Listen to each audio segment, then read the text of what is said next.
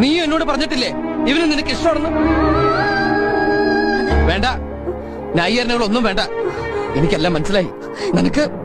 നിനക്ക് സ്നേഹിക്കാൻ ഒരാള്, കല്യാണം കഴിക്കാൻ വേറൊരാള് അല്ലേ?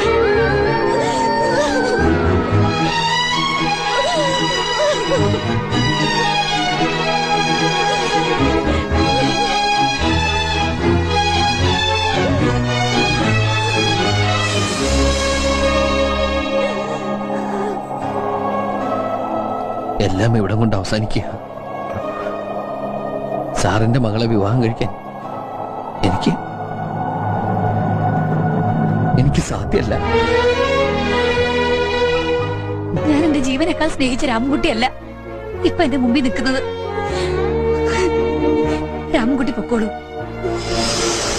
ഇനി ഒരിക്കലും എന്റെ കൺമുമ്പിൽ വരരുത്. ഒരിക്കലും.